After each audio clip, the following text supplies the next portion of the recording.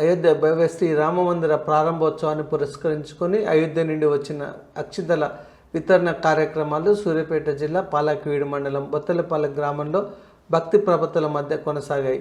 గ్రామంలోని శ్రీ వీరబ్రహ్మేంద్ర స్వామి ఆలయంలో అక్షింతల వితరణ ప్రారంభోత్సవంలో మహిళలు ప్రత్యేక కార్యక్రమం నిర్వహించి పూజలు చేశారు.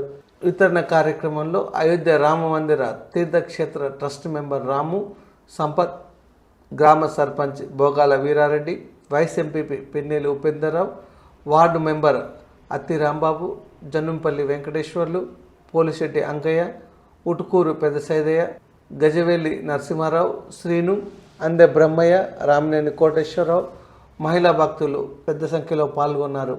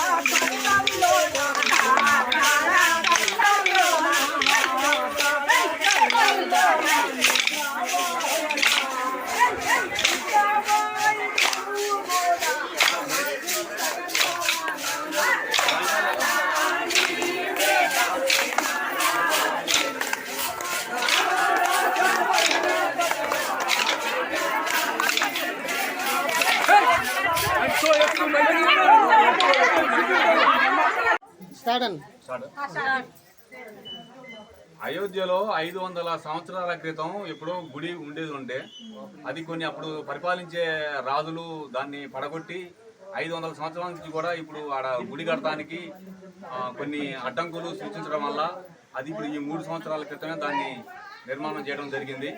ఆ నిర్మాణంలో భాగంగా ప్రతి ఒక్కల ఇంటి నుంచి ప్రతి ఒక్క పైసా వాళ్ళకి చేకూరాలనే ఉద్దేశంతోనే మనకి ఆ 3 సంవత్సరాల క్రితం ప్రతి దేశం మొత్తం కూడా ప్రతి ఇల్లు తిరిగి వాళ్ళకి తోచినంత సహాయంతో అక్కడ నిధి ఏర్పాటు చేయడం జరిగింది. ఈ నిధి ఒక్కళ్ళే మేము ఏర్పాటు చేస్తాం, వీళ్ళంతా జనాలతోని సందాలు చేసి చేయడం ఎందుకని కొంతమంది బడా కాంట్రాక్టర్లు ముందుకు వచ్చినా కూడా వాళ్ళని పక్కన పెట్టి కూడా ప్రతి ఒక్క పైసా ఆ గుడి నిర్మాణంలో ప్రతి ఒక్క భాగం ప్రతి ఒక్క కుటుంబం పంచుకోవాలనే ఉద్దేశంతో వాళ్ళు పైసలు ఇచ్చినా 10 పైసలు ఇచ్చినా 100 రూపాయలు ఇచ్చినా అందరినీ కలిసిపోయేటట్టుగా తీసుకొని ఆ నిధి చేకూర్చి గుడి నిర్మాణం చేయడం జరిగింది. ఆ నిర్మాణంలో భాగంగా ఈ నెల 22వ తారీఖున బాలరాముడి విగ్రహ ప్రతిష్టాపన సందర్భంగా అక్కడి నుంచి వచ్చిన ఈ అక్షింతల్ని ప్రతి ఊరికి ప్రతి ఇంటికి చేరే విధంగా కార్యక్రమం చేయడం జరిగింది. ఈ రోజున మా బొత్తలపాలెం గ్రామంలో పెద్ద మహిళా సంఖ్యతోని ఊరేగింపుగా వచ్చి ఈ పాత రామాలయం గుడి వరకు అక్షింతలు ఊరేగింపుగా తీసుకోవడం జరిగింది.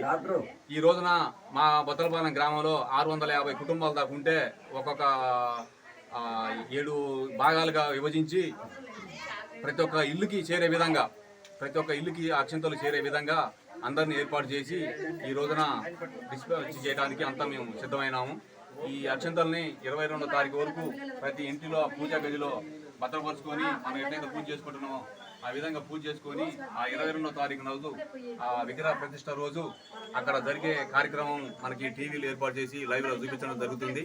ఆ కార్యక్రమం అయిపోయిన తర్వాత మనకి సాయంత్రం పూట ప్రతి ఒక్కరు కూడా మన దీపావళి రోజైతే ఈ విధంగా దీపాలు వెలిగించి పండుగ చేసుకుంటున్నామో అట్లనే ప్రతి ఇంటికి 5 దీపాలు, అది మళ్ళీ మట్టి కుందలనే పెట్టాలంట, మామూలుగా స్టీల్ అట్లా కాకుండా మట్టి కుందలనే దీపారాధన చేసి 5 దీపాలు వెలిగించి ఆ దీపాలు వెలిగించి ఇంటికి వచ్చిన తర్వాత మన అత్యంతలో మనం కలుపుకున్న దాంట్లో కొంత నైవేద్యం చేసుకొని మనం ఆ ప్రసాదం తీసుకోవాలని కోరుకోవడం జరిగింది.